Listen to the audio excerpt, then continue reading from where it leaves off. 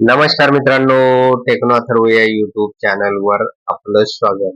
मित्रांनो, आपल्यासाठी खुशखबर आलेली आहे, आनंदाची बातमी आलेली आहे आणि एप्रिलचा हप्ता जमा होणे सुरू झालेले आहे. तर आपल्या खात्यावर हा हप्ता नेमका कधी जमा होणार, तर या संदर्भातील एक महत्त्वाची अपडेट आपण या व्हिडिओमध्ये बघणार आहोत.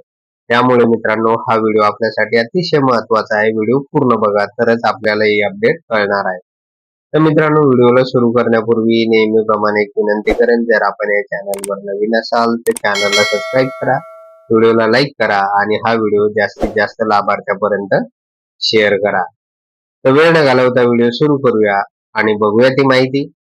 तर बघा मित्रांनो, आपल्यापैकी बरेच जण एप्रिलचा हप्ता नेमका कधी जमा होणार ते या संदर्भात रोजच कॉमेंट्स करून विचारत होते, फोनद्वारे चौकशी करून विचारत होते.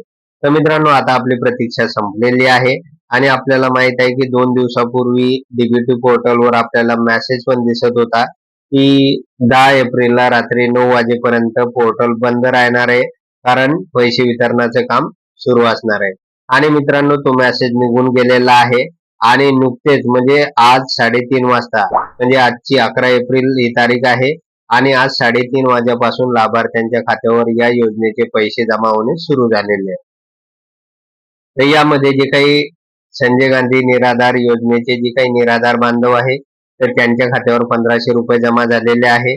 त्याचबरोबर जे काही श्रावणबाळ वृद्ध पेन्शन योजनेचे लाभार्थी आहे, त्यांच्याही खात्यावर हे पैसे जमा झालेले आहे. त्याचबरोबर जे दिव्यांग बांधव आहे आणि विधवा महिला आहे, तर त्यांच्या खात्यावर सुद्धा हे पैसे जमा झालेले आहे. आणि अनेकांनी अशा प्रकारचे मेसेज करून मला कळवलं पण आहे. तर त्यामुळे मित्रांनो, अजूनपर्यंत आपण चेकआउट केलेलं नसेल तर आपलं जे काही बँक अकाउंट आहे चेक करून घ्या. आणि ज्या लाभार्थ्यांचे आज पैसे जमा होणार नाही, तर त्यांच्या खात्यावर सोमवारला म्हणजे 13 एप्रिलला त्यांच्या खात्यावर 100% पैसे जमा होणार आहे. तर मित्रांनो, अशा प्रकारे एक महत्त्वाचं अपडेट आलेलं होतं. जर आपणास हा व्हिडिओ आवडला असेल तर व्हिडिओला लाईक करा, चॅनलला सबस्क्राईब करा आणि हा व्हिडिओ जास्तीत जास्त लाभार्थ्यांपर्यंत शेअर करा. धन्यवाद.